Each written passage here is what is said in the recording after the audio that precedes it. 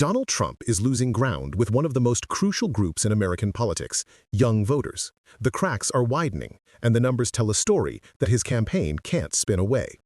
Let's start right away with this revealing clip. From college campuses to urban voting lines, a sizable shift red from one of the most reliably blue voting blocs. President-elect Trump cutting deeply into first-time voters and the youth vote. There's always a lesser of two evils, and the things that he stands for are better than the things that Kamala stands for. According to NBC News exit polls, among first-time voters, Trump carried 56%. That's a 24% bump from the last election. For first-time voting men, Trump's share jumped to 63%. And while Harris underperformed with voters under 30, Trump gained compared to 2020. The biggest driver for Gen Z, the economy. I believe his plan was really good, and I trust what he did for 4 years. He did a great job, and I believe he's going to do an even better job for these next 4. Those numbers explain how Trump clawed his way back into office.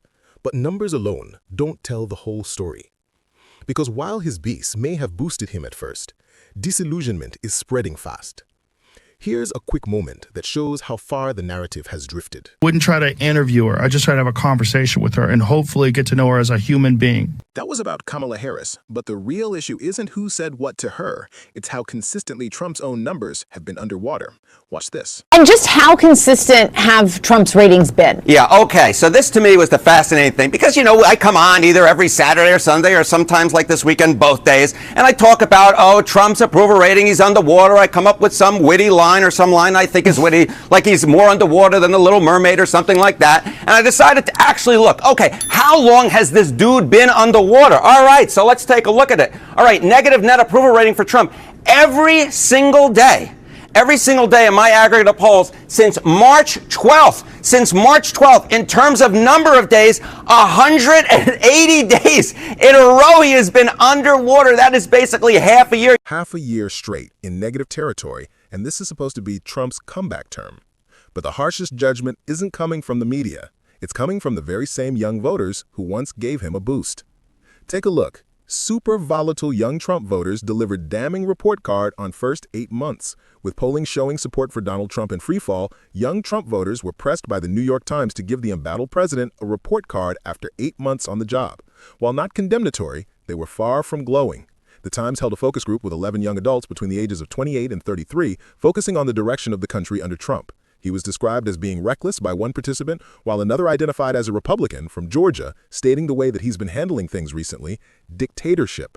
One common thread that ran through their appraisals was that the president's actions have not lived up to their expectations when they voted for him last year. Republican from Montana, Sarah, gave Trump the lowest scores and said changes were needed to improve the way the country is running. But maybe some of them are too drastic, in my opinion, and maybe not well advised. That ranges from health to tariffs to government arrangement discrimination. I'm concerned about what else is coming. I understand the need for adjustments, but maybe not to this level. Kelsey, who identified herself as an independent who voted for Trump, stated, "It's not a total disaster. Really, optically, it can feel like a disaster at times, especially with the violence and the blaming. Since 2020, it's been super volatile." There are a couple of silly things that I'm just like, why is this a thing? Examples are the Gulf of America. Why are we doing that? Renaming the Department of War, I don't know why that's even an effort that we're making. It's good that he's focusing on trade, for example, but he's not handling it the right way, complained Corey, a Republican from Tennessee, who added, "Trump's a businessman, and I knew that, and I thought that was a positive. But with that being said, he's a businessman, and is he making decisions now that's going to benefit him after this presidency? What's truly in it for us compared to himself after this presidency is over?" Vice President J.D. Vance scored worse with only one fan among the 11. I think they need somebody else in there. I don't know. I just think he's so attached to Trump that he doesn't speak his mind sometimes, stated Republican Abby. While independent Brianna stated she doesn't think Trump's VP choice doesn't have his own persona. He's just riding Trump's coattails right now and taking on his energy and his persona. I don't know what that will look like without Trump standing behind him, what type of leader he would be personally, because he hasn't shown us that. That focus group says it all.